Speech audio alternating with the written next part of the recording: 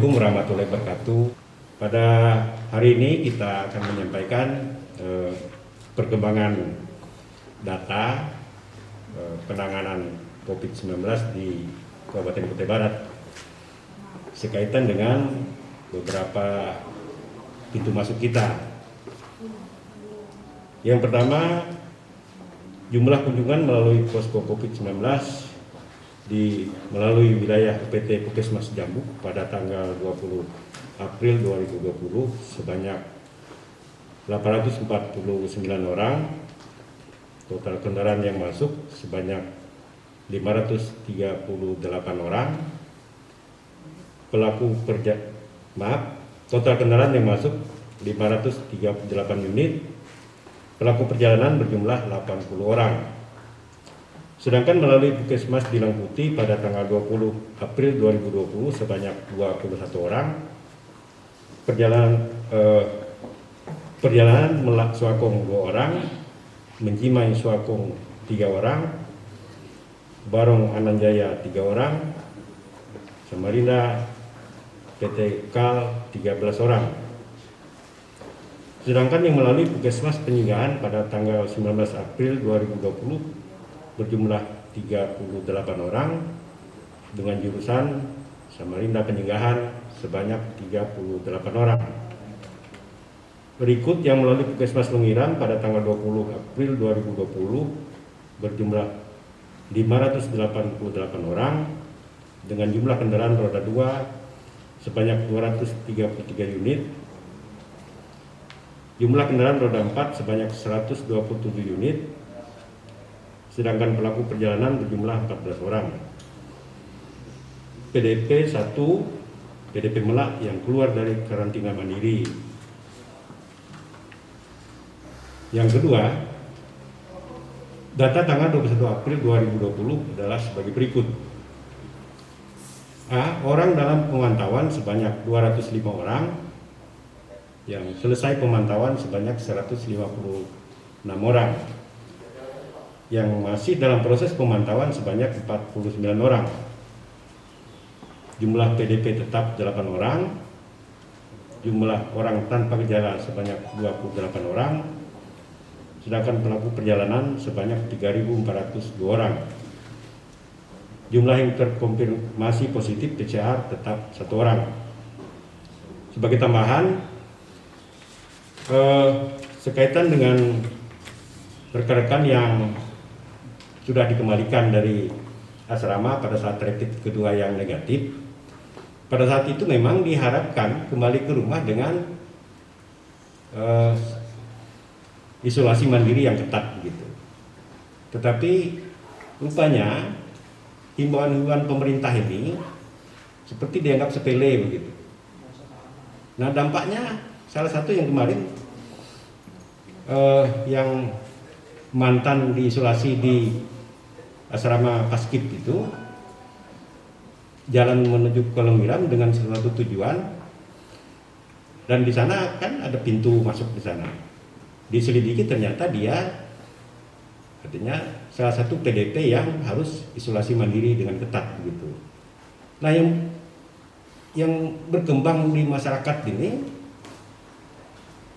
yang bersangkutan lari dari asrama. Nah, ini tidak enaknya begitu. Jadi seolah pemerintah ini tidak memantau.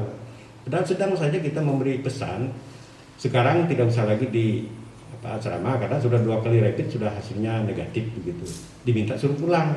Tapi ternyata yang bersangkutan ini rupanya mengabaikan begitu. Nah, ini kan jadi masalah. Yang paling menjadi tanggung jawab pemerintah kalau dia sudah positif PCR. Nah, itu bagian dari tanggung jawab pemerintah. Tapi kalau urusan isolasi mandiri diharapkan semua kita gitu, semua kita. Nah, karena urusan COVID-19 ini sebenarnya tidak ada obat. Salah satu obatnya adalah tidak bersentuhan dengan orang lain gitu. Jaga jarak gitu.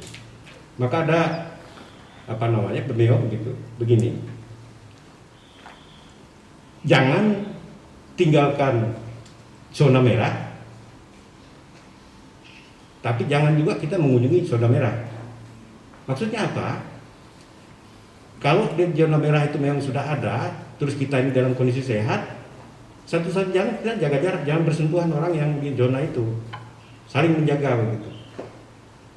Nah, yang kedua, jangan meninggalkan zona merah. Yaitu tadi, kalau kita meninggalkan seolah kita orang yang dari bukan zona merah menganggap kita ini pembawa penyakit begitu. Akhirnya jadi masalah. Oleh sebab itu, saya yakin betul kalau terjadi zona merah itu kita jangan tinggalkan. Kayak Jakarta ya diharapkan jangan pergi kemana-mana lagi. Tapi kita yang dari luar ini jangan pergi ke Jakarta. Jadi itu intinya, artinya apa maksudnya? Menjaga jarak begitu. Nah, bagi yang memang diharapkan isolasi mandiri di rumah, betul-betul melaksanakan isolasi mandiri. Tidak lama kok, hanya 14 hari kok. Dan kalau memang ada masalah, tinggal telepon teman-teman PKM. Kalau dia flu dikasih obat, kalau dia demam dikasih obat, kalau dia batuk dikasih obat. Jadi sebenarnya tidak terlalu susah daripada mereka dikarantina di terpusat begini seperti di kerangkeng mereka. Jadi sebenarnya mereka harus bersyukur pemerintah atau kita dari tim gugus ini memberi kesempatan mereka untuk isolasi mandiri begitu. Yang kedua, ini banyak hal lagi tentang pintu masuk. Di pintu masuk itu sudah jelas, artinya kita buat aturan bahwa siapa saja yang mau masuk ke Kutai Barat dengan alasan yang kuat, maka dia harus siap untuk isolasi mandiri. Apakah dia mengunjungi keluarga, maka keluarganya menyiapkan tempat dia isolasi. Jika dia karyawan perusahaan, maka perusahaan itu menyiapkan tempat isolasi. Itu saja sebenarnya. Kita tidak pernah juga terlalu melarang betul, asal memang alasannya tepat. Jika memang ada perusahaan, dia harus bawa surat keterangan bahwa dia ini karyawan perusahaan ini dan perusahaan ini siap untuk menyiapkan tempat isolasi. Begitu juga kalau dia mau datangi keluarga, keluarga harus menyiapkan tempat isolasi begitu. Ada formulirnya yang akan disiapkan nanti. Saya pikir itu. Jadi informasi-informasi ini ya tolong teman-teman media itu sampaikan dengan jelas supaya jangan salah kaprah gitu, salah pemahaman tentang larangan masuk ke Kutai Barat. Demikian yang dapat saya sampaikan pada sore hari dan terima kasih atas kehadiran kita semua. Semoga kita sehat, rekan media tetap semangat. Terima kasih, kita sudah kerjasama yang baik beberapa saat ini. Mudah-mudahan kerjasama yang baik ini membawa berkah bagi masyarakat kita semua. Oh iya, tentang perkembangan yang positif di rumah sakit, informasinya semakin membaik.